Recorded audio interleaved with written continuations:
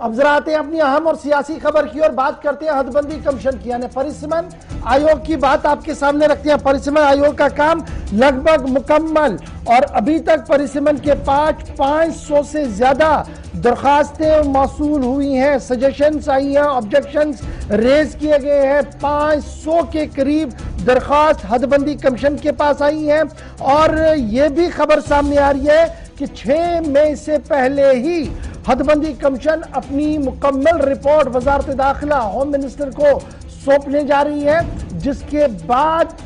سرکاری گیزٹ کے اندر ایک اور نوٹیفیکیشن سامنے آئے گی۔ ادھر خبر یہ بھی ہے کہ 6 مئی سے پہلے ایک اور دورہ جموں کشمیر کا حد بندی کمیشن کے ممبر کر سکتے ہیں۔ تو کل ملا کر ابھی تک کی سب سے بڑی خبر یہ کہ 500 سے زیادہ سجیشنز اور آبجیکشنز حد بندی کمیشن کے پاس آ چکی ہیں۔ آپ کو یاد ہوگا کہ پبلش ڈرافٹ ہوا تھا، اس کے بعد 14 مئی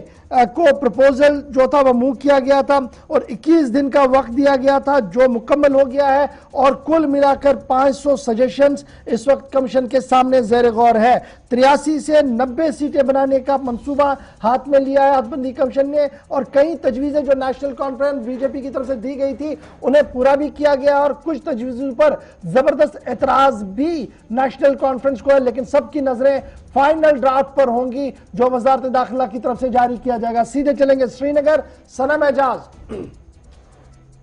اس وقت ہمارے ساتھ جوائن کر چکے ہیں۔ سنم بہت شکریہ جی جوائن کرنے کے لیے۔ بات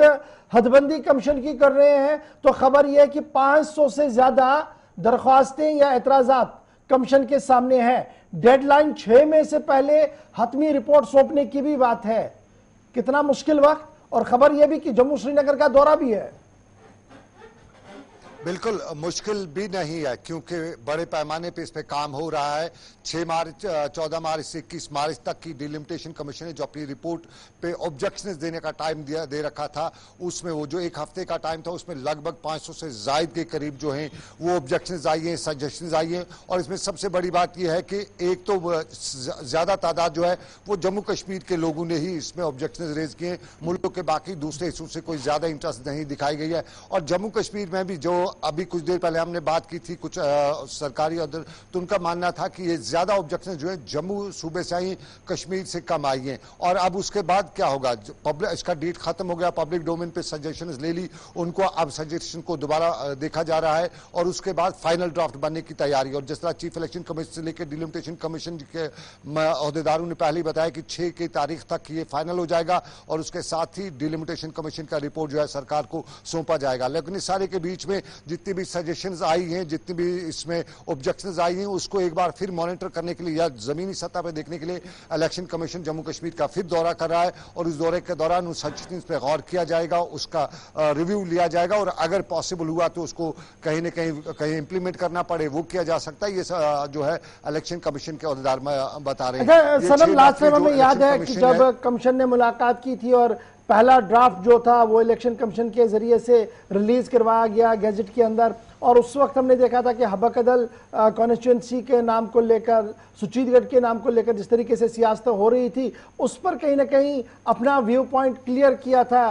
حد بندی کمیشن نے۔ لیکن اس کے بعد جس طریقے سے نیشنل کانفرنس نے کوئی 21-22 صفحات پر مشتمل اپنی تجویزیں رکھی تھی، اور اب 500 سے زیادہ ڈیلیگیٹس کی طرف سے جو باتیں سامنے رکھی گئی ہیں، کیا یہ ممکن ہوگا کہ ہر ایک کو آپ سیٹسفائی کر پائیں گے، یا اب جو یہاں سے فیڈ بیک آیا ہے اس کو افسروں کے ساتھ آپ ڈسکس کر کے بیچ کا راستہ تھوڑا سا اوپر نیچے کر کے نکالنے کی کوشش کریں گے، یا اور کچھ میجر چینج اس میں دیکھنے کو مل سکتی ہیں؟ دیکھیں، ڈیلیمیٹیشن کمیشن کیا کچھ کر رہا ہے وہ الگ سی بات ہے، وہ افسران کے ساتھ اس وقت ٹچ میں ہے، ڈسٹرکٹ اتھارٹیز پہ جہاں سے جو ڈیموگرافیز کانسٹیچوئنسی کی بدلی گئی ہے اس حوالے سے وہ